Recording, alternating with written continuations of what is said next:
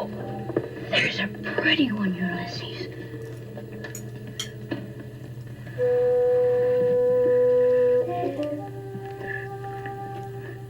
There it is. Hello, BookTube. I'm Shawn, the Book Maniac. Welcome back to my channel. I'm here with an incredibly special guest. He was one of my first subscribers, I think. We're going to delve into that, but I think that Jere has been commenting on my channel since I've had my channel, and now he's a fairly new booktuber and has a wonderful channel all of his own, and his channel is Drawn to Stories. So I am bringing him on because I have 1,000 things I want to talk to him about, and I also want more of you to realize what a great guy he is, so that you'll go and subscribe to Drawn to Stories. Jere, welcome to my channel. Hello, Shawn. Thank you. Very glad to be here. It's great to be here. So enough about you. What about me? No, you've been a long-term subscriber of mine. Mm-hmm. Yeah, I have. Can't remember if I was there. No, first about the very first video, but yeah, first few months, yeah. I think. And you've always left great comments. And you and I have had good exchanged, DMs on other software and stuff. So I'm so delighted that you have come to BookTube with your own channel. So how long have you had your channel now? It must be about 4 or 5 months. January, so it's about 4 months now. Yeah, and I must say that you were one of the biggest inspirations to start my channel, because you were the first people to nudge me in that direction. It took a quite long while to get actually here, but yeah, here I am now. Well, I'm glad that you finally made the leap, and you have a great channel, and you deserve many more subscribers than you have. So I like to start these Zoom chats. I just kind of got into it. It was just an idea that came to me once, and I like to do it every time now. Let's do a quick show and tell. The most recent book that we've bought or borrowed from the library or stolen that we brought into the house. Would you like to go first? Sure. That's actually a non-fiction book, Landscape and Memory by Simon Schama. Mix of history and art, and sort of exploring how landscape has been used in art and culture, and how culture shapes how we view at landscapes. So very interesting stuff, in my opinion. Great. Yeah. Have you read others by Simon Schama? No, absolutely nothing. But I believe he's written history too, popular history. Yeah, lots of history. Yeah. I think Embarrassment of Riches, something about the Dutch Golden Age or something, and some history books about the Jews. I think quite a lot of history, and maybe one about the Irish. Is that right, or have I got my wires crossed? Could be. I'm not entirely familiar with it. And so you're into art? Yeah, very much into art and history, of course. Well, mine is, it's not really from your neck of the woods unless you count it as a Nordic country, but it is an Icelandic novel that my novelist friend Ronan Hession tweeted about, and I immediately ordered it, and it just came the other day. The author is, and you can correct my pronunciation, John Kalman Stefánsson, and the English title is Summer Light, and then comes the night. Do you know this writer? Well, the name seems familiar. I think he wrote one book before I've seen, but I might be entirely wrong. I can't remember what Ronan said. So whatever it was, it intrigued me. And it's translated from the Icelandic by Philip Roughton. And this translation came out just this year. I'm not a big reader of what's on the back, but if I keep my eyes half open just to get a little bit of a phrase here. It's set in a small Icelandic town in the summer. That's all I need to know, but I want to give it a try. I did about 4.5 minutes of preparation for this chat today, and I found out that some people think that Icelandic and Finnish, the languages sound similar. Is that right? No, I wouldn't say so. Icelandic is more similar to Norwegian and Swedish, and they don't have anything in common with Finnish. So Finnish is a beast of its own. Yeah, I found that, and this was anecdotal kind of comments that we realize that they're linguistically very different, but they do sound alike. I read it on the internet. Yeah, it must be true. Yeah, of course, it must be. So your first language obviously is Finnish. Yeah. And how much of your reading is in Finnish? Well, I try to keep it somewhere around 40-50%. So I don't get entirely out of touch with my Finnish, but I do read quite a lot of books in English. I know that to be true. And I didn't know until about 6 minutes ago that there is another national language in Finland, Swedish. Yeah, that's right. Do you speak Swedish? Yeah, to some extent. It's not nearly as fluent with Swedish as I am with Finnish or English, but I can understand and read something in Swedish. And I didn't know that Sweden was kind of a colonial power, like kind of. Oh yes, yeah. Since like around 13th century, part of the Northern Crusades when they came here to Finland and tried to spread Christianity and stuff like that. So Finland became gradually ruled by the Swedish people. Until about the early 19th century, is that right? Yeah, that's right. Yeah. Then there was this war between Sweden and was it the Russian Empire at that time, and then Sweden lost and we became annexed, I think, by the Russian Empire. We somehow kept our sort of independence or autonomy, so we could still sort of govern our stuff. I don't know a whole lot about Finnish history, culture, and literature, and I'm expecting you to bring me up to speed over the course of this conversation. So I think we've talked about this in my comment section. I have one Finnish novel on my shelf that's a World War II novel, and I'm not even going to try to pronounce the author. I'll let you do that, but it's called Unknown Soldiers in English. How do you pronounce the author's name? Yeah. Väinö Linna. Oh, Väinö Linna. Yeah. Väinö Linna. And the Linna there means castle. Okay. And translated by a very improbably named translator, Liesl Yamaguchi. So it's the Yamaguchi that throws me off, but that's fascinating. I want to know more about her. So have you read this? Do you recommend this? I think you told me that you weren't a big fan or you didn't think I'd like it, something like that. If I remember right, that was one of the books that we were assigned to read in school. So at the time, I didn't have much interest in that because I'm not a fan of war novels in general. Right. So it didn't captivate me at the time. But it is, a very well-loved classic and very humorous, but also very bleak and doesn't romanticize the war. I'm pretty sure if I read it now, I would enjoy it a lot more than when I did. When it's an assigned text, it's not usually a peak reading experience. Yeah. So do you have any Finnish novels or writers that you would recommend? Oh, that's always a bit tricky business.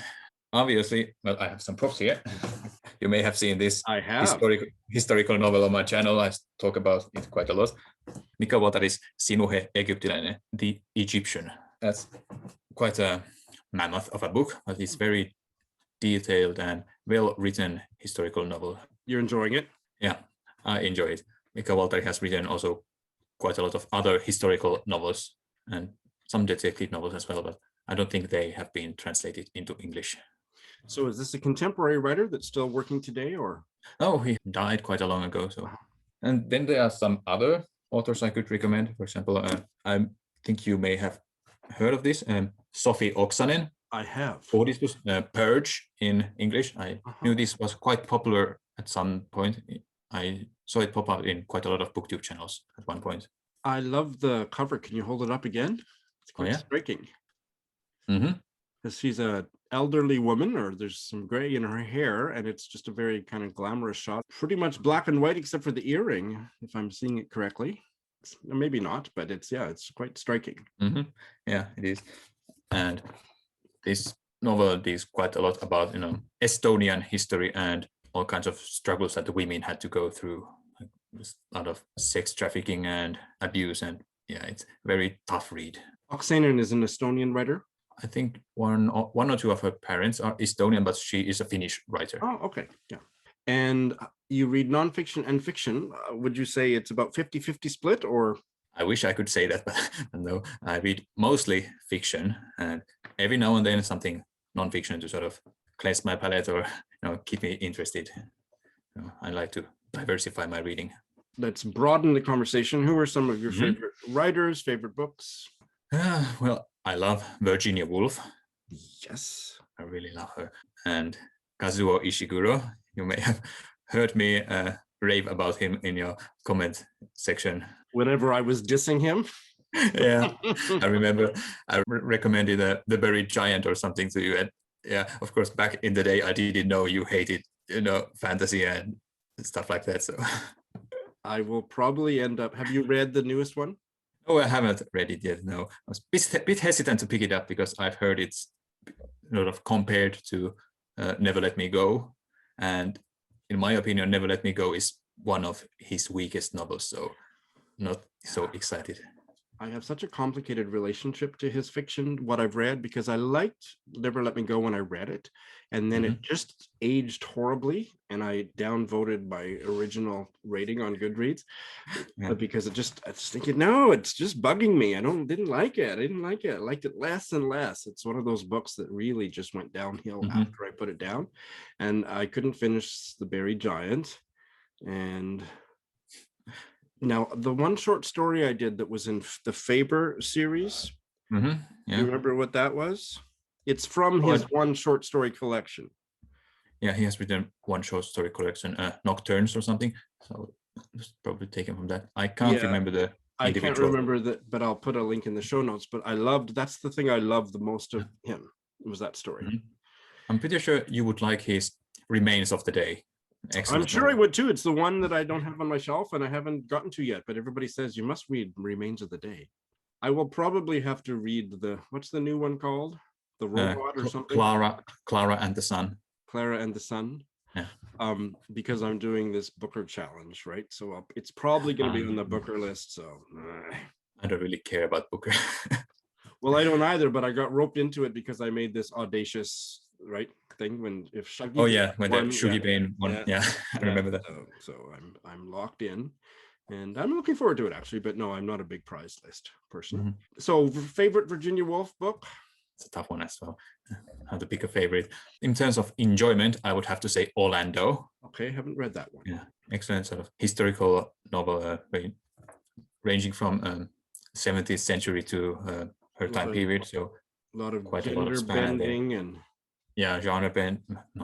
gender bending. Maybe genre bending and gender bending. Maybe. Everything like that. Yes, so that's a very enjoyable read, and there's lots to take from it. So lots of references to other novelists and ideas and philosophical movements, and it's all over the place, but it's so fun to read. And it was written as a love letter to Vita Sackville West. That's one thing I always remembered about it. And also, did you see the movie? I have to say I haven't seen the movie. I haven't either, but Quentin Crisp plays the Queen Elizabeth. There's a Queen Elizabeth I as a character, right? Yeah, very briefly in the beginning of the novel. Okay, so maybe then it must just be a quick thing, but Quentin Crisp played her. So it's on my shelf. I've heard really good things about it. Then I would say I like To the Lighthouse almost equally. It's a masterpiece of a novel. The structure is just perfect, and I loved it so much. That's one of the ones that I did as an audiobook text combo where I was reading it page by page, but also listening to it. And the audiobook narrated by Juliet Stevenson is to die for. I wouldn't want to just listen. I read every page of it while listening, and it was a peak experience of an audiobook. So beautifully written. Now, Mrs. Dalloway hasn't come up yet. What's wrong with Mrs. Dalloway? Hey? Well, in my books, it's a bit mediocre. Okay, interesting. Yeah, it has some excellent, beautiful moments, but it doesn't grab me in the way that the other books do. So, and I would say Mrs. Dalloway and To the Lighthouse tie of the ones I've read. I loved The Waves when I read it 30 years ago, and then I tried to read it again, and I couldn't get into it, and so I put it down. But I will try it again. I think I need to have my head very completely clear. Get into The Waves. And then there's quite a few that I haven't read. Night and Day, and I've read The Voyage Out. The Years. The Years I haven't read. Now, the best short story I read last year was The Mark on the Wall. Do you know that short story of Virginia Woolf's? I have to say I don't know. It's to die for. Do you know the BookTube channel Codex Cantina? Yeah, I know. They did that story, and so I found a copy I could read, and I read it, and I loved it maybe 15 times more than they did, and I loved it so much. It's one of the best short stories I've ever read. So it's a nice idea that I still have so much more Virginia Woolf to explore. Something to look forward to. Have you read any of the novels that are kind of intertextually, including Virginia Woolf and her writing? For example, the Michael Cunningham novel, The Hours. No, I haven't read that, but I have seen the movie, and I really like that one. Movie's really good. Mhm. The novel is too, but I think it's his best novel. How about any contemporary writers writing today that you like? Well, besides Ishiguro. Yeah, there are some. For example, I guess it's weird fiction writer, China Miéville. I like he's very imaginative and very solid writer, and his books are a bit hit and miss, but whenever I read his book, I'm very captivated and thrilled. Right? You never know what he comes up with. Yeah, very imaginative. I don't think he will be a Shawn writer. Yeah, definitely not. But I've heard lots about him. So what have you loved the most of his? Probably Perdido Street Station. Okay, I've heard the name. Very intense read. And then The City and the City. It has sort of this idea that there are two cities sort of, I guess, on top of each other or very close to each other, but they can sort of mix with each other or see each other. So it's very, how should I put it? Kind of sci-fi-y or something. Yeah, how to build bridges between two worlds on some level. It also kind of reminds me of the vague kind of sci-fi. I'm not sure if it's sci-fi, but there's a vague sense of not really knowing where you are in in a lot of Ishiguro's fiction. So yeah, I have to recommend this one again. I talked about this on my channel a while ago. Sharks in the Time of Saviors by Kawai Strong Washburn, and this is his debut novel. I thought this was just excellent. Nice mixture of Hawaiian heritage and culture, and then family dynamics, and very so it's a gripping. Hawaiian writer. Yeah, Hawaiian writer. That first name is very Japanese, Kawai. Yeah, Kawai. Yeah. Is he Japanese American? Japanese Hawaiian? I don't think so. It's a very interesting name. Born and raised on Hawaii. I'm really looking forward to what he comes up with next. It's set in Hawaii. Partially in Hawaii and then in the sort of other parts of the United States. But the main focus is on the Hawaii. And now he lives in Minneapolis, according to his webpage. And that came out maybe last year? Yeah, last year. Would it be a Shawn book? I would say so. Okay, well then I will try it. Yeah, there's very tiny magical realist bits that you might find off-putting, but I don't think that would become an obstacle for you. I will take that under advisement. Well, you will know who to blame then if it's not a Shawn book. Yeah. Now, one of the things that we have talked about offline over the years is you have quite an interest in Japan, Japanese culture, Japanese literature. So let's get into some of that. Why do you have this interest?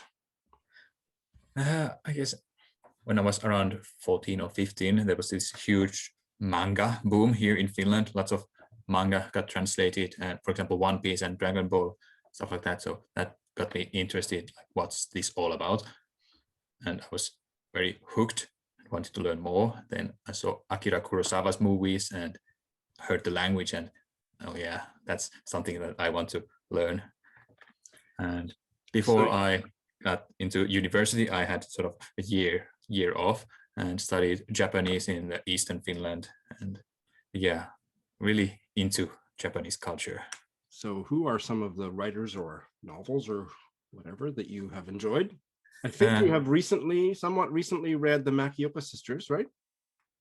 Oh yeah, I read it last year. Yes, that's my favorite Japanese novel. Yeah, probably one of the best I've read. I loved it so much. That's well, there's one more Jun'ichirō Tanizaki book that I read, The Key. remember your reaction. Yeah, I hated it so much. I think I should probably reread that because I had such a profound hate for that book. I think I had such expectations after the Macedo Sisters, and that it was such a different book. Maybe I wasn't being fair to it. Like maybe I had a temper tantrum almost about it. My review was basically a temper tantrum. I'll put a link in the show notes if you want to see that, folks. But yeah, I think I agree with you. Your opinion was quite correct. You agreed with my opinion at the time? Yeah. It's not a very good novel. I just thought it was so perverse in such an uninteresting way, on such a kind of a superficial level, and the characters didn't have any depth to them. And I mean, the Macedo Sisters was a book that I fell into, and I think I read it over about 4 or 5 months, and I didn't want to come back out after I'd finished it. It was just so rich. Tanizaki wrote a kind of sequel to the Macedo Sisters. Oh, but it's not quite a sequel. It's called The Maids. It's his last novel. It has a different translator, Michael Cronin. That makes me nervous because Edward Seidensticker translated the Macedo Sisters and just was a fabulous translation. It's described as a kind of sequel. Well, I haven't heard of The Maids. Yeah, it's focused on the servants. Yeah, so now I'm thinking that maybe because it's not talked about that much, then maybe it's not a good novel. That is sometimes true, but I'm also a firm believer that there are hidden gems out there, and part of my mission on BookTube is to bring those books that nobody else is talking about to light and champion them on my little dusty corner of BookTube. Yeah, and then some other Japanese authors that I like are Eiji Yoshikawa, who wrote Musashi as a historical novel as well, and I love that novel. I've heard of it, haven't read it. I don't know if it's, a Shawn book, but it's an excellent sort of character study, I think. Well, I like character studies. And then Yasunari Kawabata. I wouldn't say I love him, but I appreciate his writing a lot. His famous one is Snow Country. Yeah, and I didn't get along with that one. I guess I didn't enjoy it that much either. Snow Country is his most famous one. I also had Ronan Hession recommended The Master of Go to me. Yeah, that's also a very, very interesting one. Because you've read it? Okay, great. Yeah, I've read it. Yeah, very interesting one, and because there are some sort of pictures of tables of the Go board, so you can see how the movements are there played. And if I remember right, there was some kind of master apprentice character dynamic as well going on there. I read it as an artifact of lost tradition or something like that. Like, you don't hear about Go that much these days, at least not in this part of the world. So it was very fascinating to read about that. It's still played in Japan, but now that you mention it, it's my elderly Japanese students that talk about Go. It's not my younger students or my younger husband that talks about Go. So now Ronan said you don't have to know anything about Go to enjoy the novel, because he said I don't know anything about it. It was quite immersive without that. Yeah, I totally agree with that. So I will give that one a try. 4 or so months into BookTube, how's it going? It's going really well. I had a bit of a shaky start because I didn't know which direction I want to take my channel and how to deal with all the technical stuff and how to manage my comment section, but it's all going rather well now. Of course, I'm struggling to post a video regularly because, all the other stuff in life going on at the moment, like my studies, and stuck with my Mammoth book, so don't want to flood my channel with post about that one book every single week. So yes, I came up against something like that when I tried to limit my reading to only 6 books for the first few months this year, and then it was like, if there are a bunch of 6 chunky books, I didn't have new stuff to talk about on my Friday reads, and I just do better reading more books at the same time. I just do. Like, I'm reading twice as many books now that I have taken that rule off, because I'm not going to give the number out of how many books I'm currently reading, but it's much higher than 6, and I am having a much better time of it. How about things like readathons, buddy reads, read-alongs? Have you been participating in some of those, or? Well, I'm participating on the March of the Mammoths. Yeah, although we are past March already, but I'm still reading that Mammoth book. Robert Musil's The Man Without Qualities.